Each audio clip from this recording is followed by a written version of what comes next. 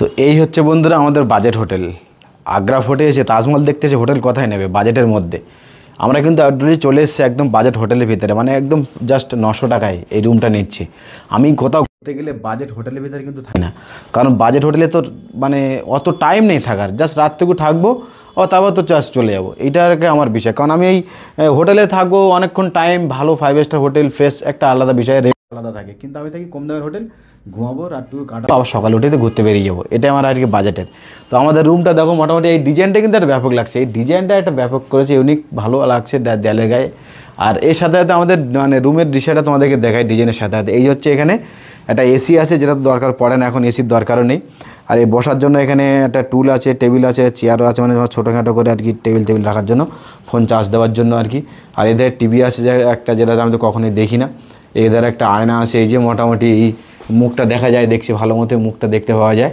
হ্যাঁ, আর এই যে বাথরুম, ঠিক আছে, বাথরুমও অতটা মানে হাই কোয়ালিটি নয়, মোটামুটি ঠিকই আছে। জাস্ট একবারই তো স্নান করবো, কালকে আবার চেক আউট করবো, কারণ আমাদের বাজেট হোটেলের ভিতরে তো অত টাইম নেই যে থাকবো। কালকে সকালে বেরিয়ে যাবো চেক আউট করে, মানে রাতটুকু ঘুমানোর জন্য। ওই জন্য বাজেটের ভিতরে হোটেল নিলাম। আর তোমরা আসলেও নিতে পারো, কোনো সমস্যা নেই। আর যাদের একটু বাজেট বেশি আছে তারা কিন্তু অবশ্যই প্রচুর হোটেল আছে এখানে, হোটেল দেখে নিতে পারো, প্রচুর হোটেল পাবে। আর এই টিভি তো আমি দেখি এখানে একটা ওয়ার ড্রপ দিয়েছে মোটামুটি আর কি, এই যে ওয়ার ড্রপটা আর কি এখানে রাখার জন্য, মোটামুটি একটু জামা টামা ঝুলানো যাবে, দরকার নেই। একটা ফ্যানও আছে, ফ্যানও আমি কখনো দেখি না, মানে সরি ফ্যান আমি চালাই না এখন, শীতের সময় ফ্যান দরকার নেই। আমাদের রাহুল তো যে ফ্রেশ হয়ে গেছে। আর এই হচ্ছে আমাদের খাট, দুটো বালিশ দিয়েছে মোটামুটি। আর এই যে একটা গায়ে দেওয়ার জন্য ব্ল্যাঙ্কেট আছে, হয়ে যাবে মোটামুটি আমাদের রাত কভার। তারপর দেখছি বিষয়টা কী করা যায়, ঠিক আছে।